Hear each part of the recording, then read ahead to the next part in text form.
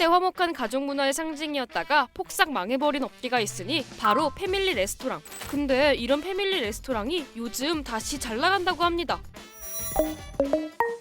사실 패밀리 레스토랑 2000년대가 전성기였는데요. 1997년 800억 원 규모였던 시장이 2000년대 후반에는 1조 원 가까이 컸을 정도로 소비자들의 많은 사랑을 받았다고 해요. 그런데 2010년대 이후로 1인 가구가 늘어나고 미식 문화가 발달하면서 프랜차이즈가 아닌 맛집을 찾는 사람들이 늘어난 반면 패밀리 레스토랑은 가격도 상당히 비쌌던 데다가 메뉴도 거의 안 바뀌고 그대로니 사람들의 발길이 점점 뜸해지게 됐다는데요. 그래서 무섭게 성장했던 패밀리 레스토랑 시장이 2019년에는 7천억 원에도 못 미칠 정도로 규모가 확 줄었고요. 마르쉐, 토니 로마스 등 소비자들의 사랑을 받아왔던 브랜드들도 줄줄이 문을 닫을 정도로 어려움을 겪었다고 합니다. 그러다 패밀리 레스토랑 시장에 다시 활기가 돌기 시작한 건 2022년 코로나19로 얼어붙었던 소비 심리가 회복하면서 패밀리 레스토랑을 찾는 사람들이 다시 늘어나기 시작한 건데요. 2020년 5천억 원대였던 시장 규모가 2024년에는 1조 원을 넘어섰고요. 올해와 내년에도 상승세가 예상되는 등 전망도 나쁘지 않습니다. 근데 사실 코로나가 끝났다고 사람들이 갑자기 패밀리 레스토랑을 찾기 시작한 건 아니고요. 여기에는 패밀리 레스토랑들의 공격적인 마케팅이 한몫했다고 합니다. 우선 애슐리는 가성비 전략으로 소비자를 공략했다고 해요. 최근 몇 년 동안 음식 가격이 무섭게 올랐잖아요. 비빔밥, 냉면, 칼국수, 심지어 김치찌개까지도 3년 사이 20% 이상 비싸졌을 정도로 외식 물가가 크게 뛰었는데요. 반면 성인 기준 평일 점심 가격이 19,900원인 애슐리, 할인도 이것저것 더하면 실제 이용 가격은 이보다 더 낮은 경우가 많다고 해요. 오전 11시부터 일찍 가서 먹거나 하면 메인 요리서부터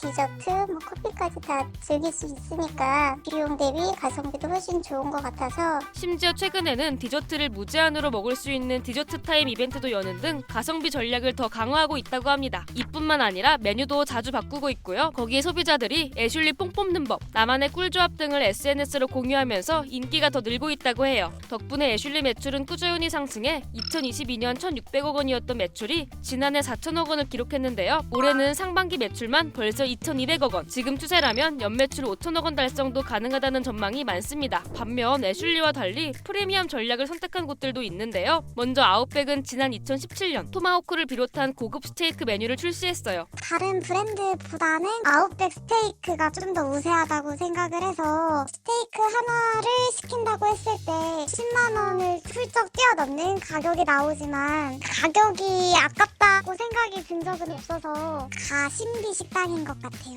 2인 기준 10만 원이 넘는 가격이지만 소비자들의 관심을 끄는데 성공했고요. 이런 아웃백의 행보가 비슷한 시기에 시작했지만 결국 먼저 문을 닫은 TGI 프라이데이스, 베니건스와의 차이를 만들어냈다고 하는데요. 이 비슷한 형태로 출발한 새 브랜드 중에는 아웃백은 스테이크라는 확실한 시그니처 메뉴가 있어 지금도 스테이크 하면 생각날 정도로 고객에게 확실한 인지가 되어버렸는데 나머지 브랜드들은 특이한 메뉴에 대한 선호도가 나타나지 않아서 경쟁에서 밀렸다고 보고요. 반면 아웃백은 발빠르게 선택과 집중을 했던 덕분에 2016년 2천억 원도 안 됐던 매출이 2020년 코로나19 상황에서도 3천억 원 가까이 찍으며 꾸준한 상승세를 보일 수 있었다고 해요. BHC가 아웃백을 인수한 이후 품질 저하 논란에 휩싸이기도 했지만 지금까지도 4천억 원대 매출을 안정적으로 올리고 있다는 평가입니다. 그런데 사실 여기에는 리로케이션 전략도 한몫했는데요. 리로케이션이란 예전 상권에 있던 기존 매장을 너무 멀리는 말고 근처에 있는 대형 쇼핑몰처럼 더 좋은 자리로 옮기는 걸 말해요. 이렇게 위치를 옮긴 매장의 경우 원래 고객들도 잃지 않으면서 접근성도 높아지고 주차도 편해지다 보니 점포당 월 매출도 평균 20에서 30% 올랐다고 합니다. 아웃백처럼 프리미엄 전략을 선택한 빕스 역시 매장 관리에 힘을 쓰고 있는데요. 한창 경영위기를 겪던 2010년대부터 잘 안 되는 매장을 과감하게 정리했고요. 살아남은 매장은 대대적인 리뉴얼 작업으로 경쟁력을 더 높였습니다. 점심 회식 문화를 겨냥해 직장인들이 회식하기 좋은 단독룸을 늘리거나 노키즈존 등의 영향으로 고급 식당 방문을 주저하는 가족 손님들을 끌어들이기 위해 어린이 친화 매장 같은 특화 매장에도 집중하고 있다고 해요. 메뉴도 프리미엄을 추구한다는데요. 소비자가 가성비를 따질 때는 애슐리로 가는 게 맞다라고 생각을 하고 프리미엄 메뉴들을 즐길 때는 아웃백으로 가는 경향이 있어서 사실 그 사이에서